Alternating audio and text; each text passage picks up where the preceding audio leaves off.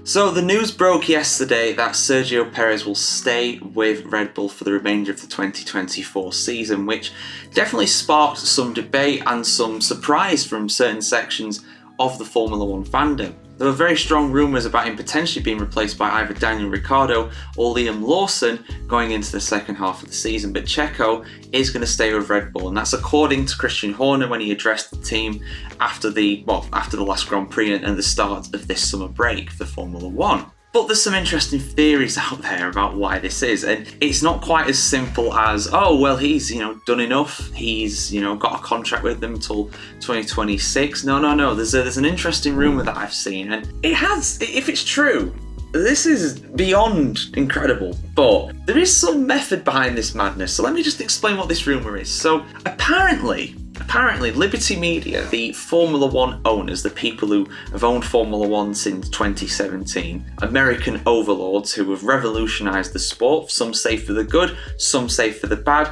I'm kind of in the middle, there's been some good and some bad for sure. But apparently they've had a hand in this. Allegedly. Let me just make this clear. This is all allegedly. None of this is confirmed. I'm not saying any of this is true. I'm just reporting what I've heard. Okay? So, Liberty Media apparently spoke to Red Bull and said, don't drop Checo because it will financially harm us. We want to keep him in the sport. And Red Bull was like, okay. Or maybe there was some more discussions than that. And that might sound a bit ridiculous.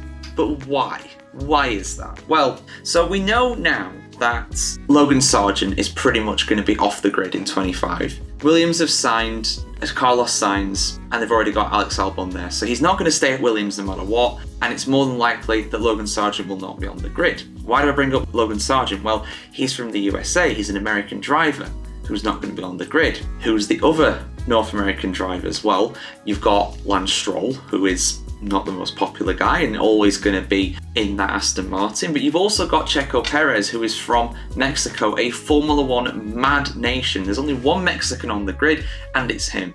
And it looks like he's going to be the only Mexican driver on the grid for the foreseeable future, despite the best efforts of McLaren to try and get Pato O'Ward into the sport. It's probably not going to happen anytime soon. So that's a huge market that Liberty Media have.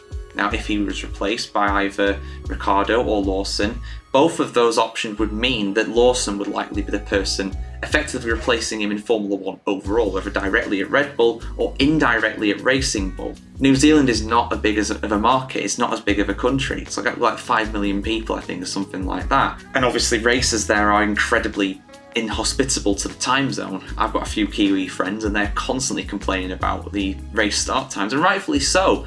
It's terrible.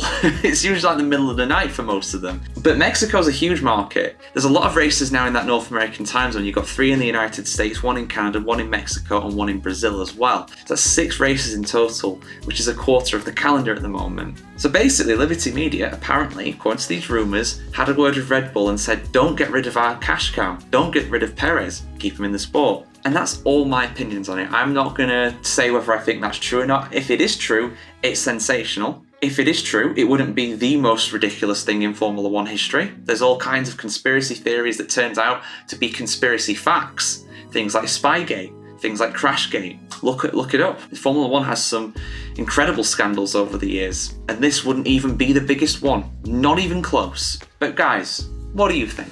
Did Liberty Media keep Checo Perez in Formula One? Did they speak to Red Bull and have something? I mean, there's some people that are saying that Checo has dirt on Red Bull, has dirt on Christian Horner, which is just, there's no way to prove that. And I don't think it's true. But again, stranger things have happened. But I want to hear your guys' opinions on it. What do you think about it? Let us know in the comments below, as always, guys. And for much more Formula One news and rumours and opinions over this summer break, keep it tuned right here to the F1 Chronicle. Like, subscribe, comment, follow, and ring the bell as well.